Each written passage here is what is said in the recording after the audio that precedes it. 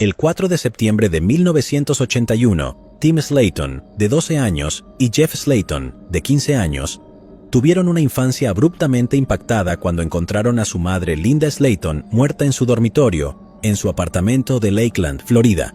La encontraron tendida, parcialmente desnuda, golpeada y con una percha de metal alrededor del cuello. ¿Quién podría haber cometido un crimen tan atroz? ¿Podría haber sido alguien cercano a la familia? ¿O fue un ataque al azar? Lakeland, Florida, es una de las ciudades más pobladas del condado de Polk. En 1981, Lakeland era un lugar con muchos negocios prósperos y áreas residenciales. Estas áreas residenciales estaban llenas de dúplex y la mayoría pertenecían a familias muy unidas que tenían muchos niños pequeños. El área también estaba llena de exuberante hierba verde en cada esquina, lo que hizo que el lugar pareciera hogareño. En el 303 de North Brunel Parkway, el lugar donde Linda y sus dos hijos vivían, había muchos de estos dúplex. La familia incluso poseía uno. Sin embargo, no se habían quedado allí por mucho tiempo. Fuentes dijeron que Linda y sus dos hijos se mudaron de Hartselle, Alabama a Lakeland, Florida 2 semanas antes de que ocurriera el incidente. ¿Qué pudo haber llevado a su muerte? ¿Podría ser que ella trajo la vieja venganza a un nuevo lugar? Linda Patterson Slayton nació el 8 de marzo de 1950. Cuando tenía solo 16 años, quedó embarazada y dio a luz a su primer hijo, Jeffrey Slayton. 3 años más tarde, dio a luz a un segundo hijo, Timothy Slayton.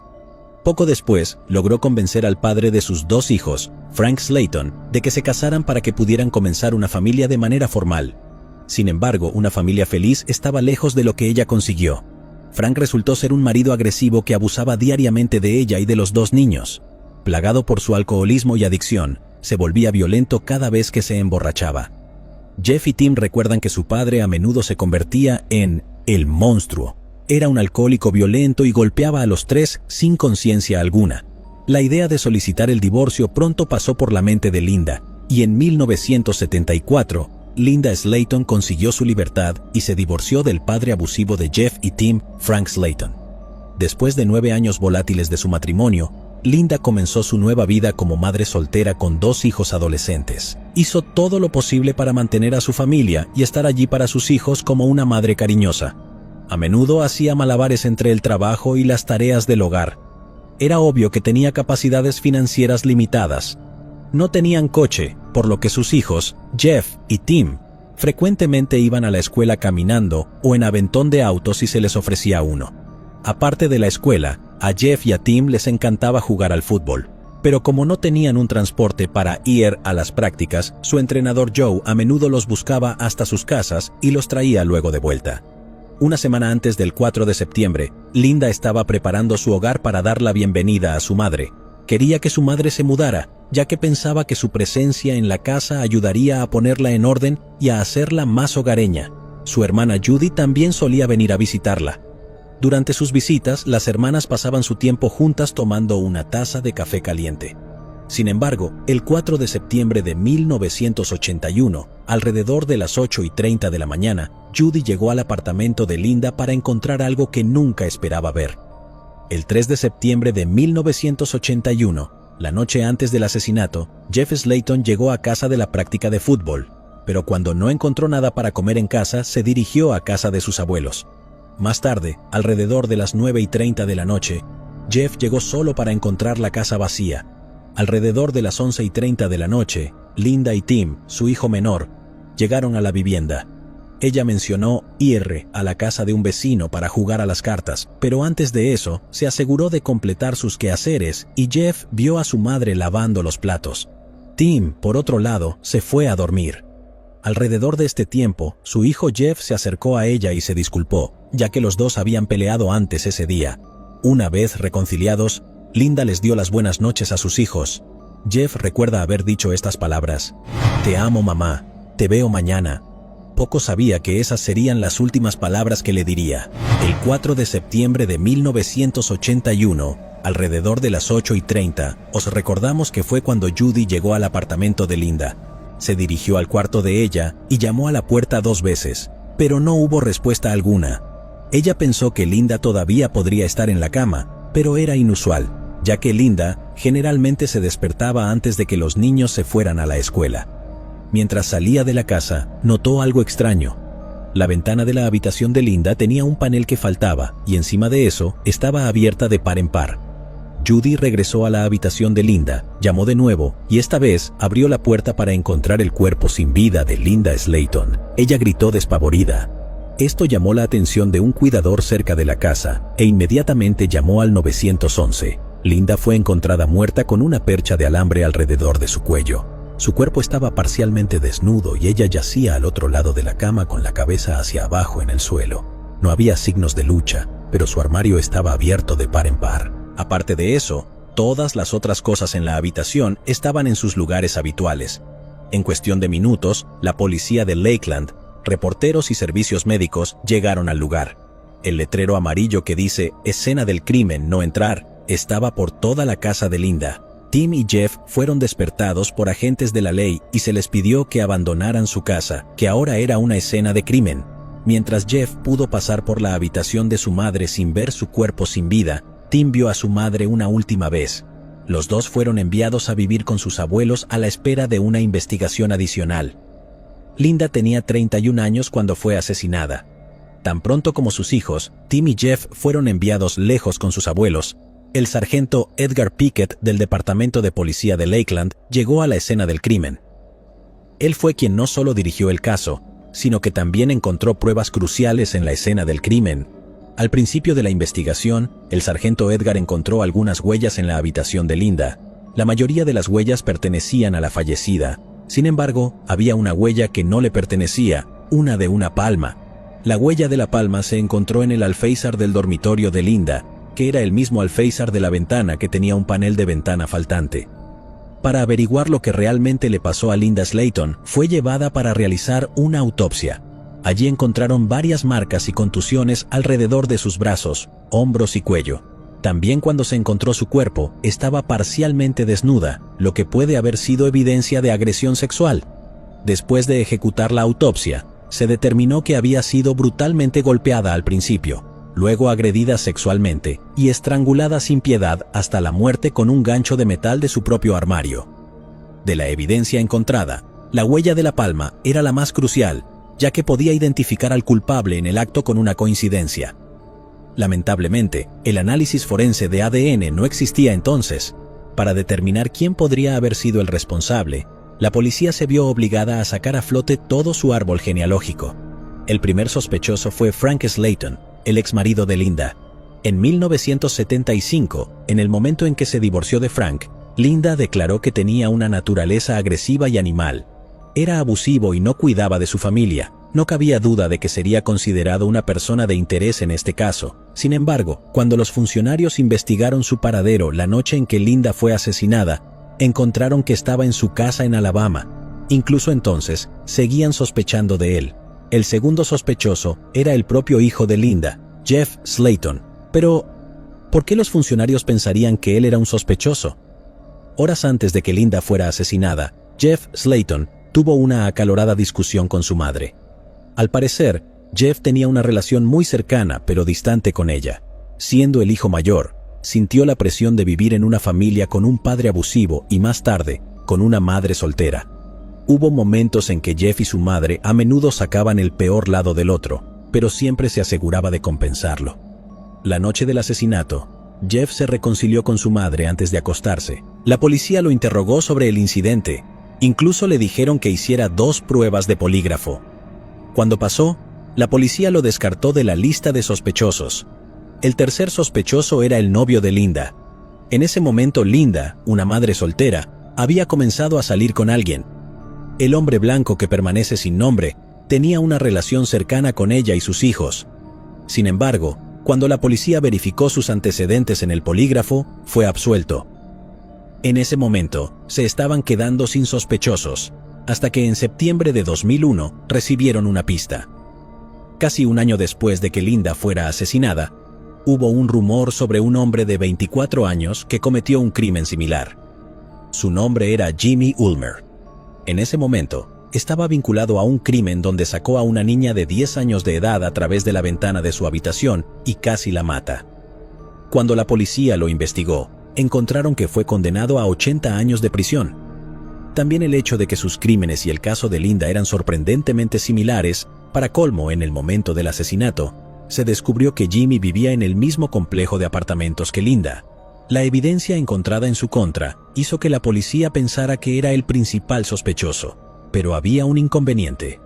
Jimmy había muerto mientras se llevaba a cabo la investigación, así que no era posible una coincidencia de ADN. Eso significaría que tendrían que desenterrar su cuerpo para realizar la prueba. Por suerte, la madre de Jimmy permitió una prueba de ADN y obtuvo su muestra. Sin embargo, una vez que los resultados llegaron, no hubo coincidencia. Si no fuera por la familia o el convicto de al lado, ¿quién podría haber matado a Linda? Para entonces, los días se habían convertido en semanas, y luego en meses. En Lakeland, los detectives también miraron a otras personas, pero nadie fue acusado, y sin nuevas pistas, el caso se volvió frío. Los hermanos Slayton tuvieron que enfrentarse a una nueva realidad en la vida. Su madre se había ido y solo tenían a sus abuelos, Clarence y Margaret Harris. Mientras la investigación continuaba, los padres e hijos de Linda celebraron un funeral para ella, y poco después, comenzaron a volver a vivir sus vidas y continuaron sus rutinas regulares. Los hermanos volvieron a la escuela. A medida que pasó el tiempo, comenzaron a alejarse de lo que sucedió en el 303 North Brunel Parkway. Tim volvió a jugar al fútbol, incluso recuerda hasta el día de hoy que sus compañeros de equipo y entrenador fueron muy comprensivos.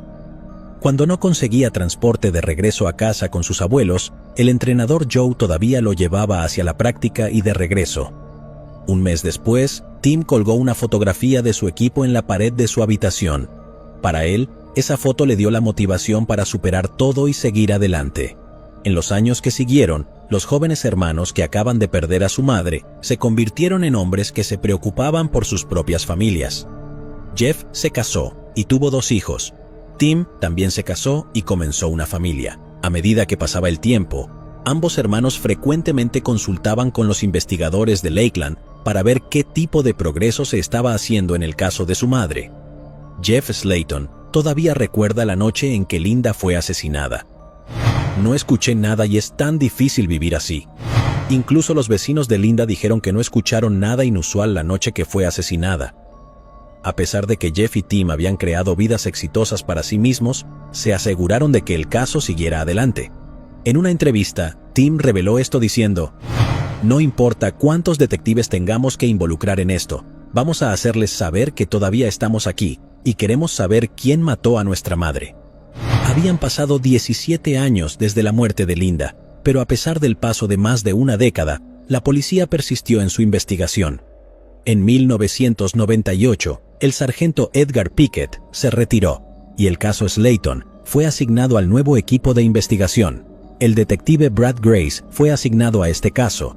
Mientras revisaba las pruebas, encontró ADN no identificado del caso Slayton que había sido recogido en 1981. Envió dicha evidencia al mayor laboratorio criminal del estado en el Departamento de Policía de Florida, también conocido como el FDL. En 1999, el laboratorio criminalístico de la FDL fue capaz de descomponer y desarrollar un perfil completo de ADN del asesino desconocido de Linda Slayton. Después de recibir el perfil de ADN, pasó por la lista de sospechosos una vez más.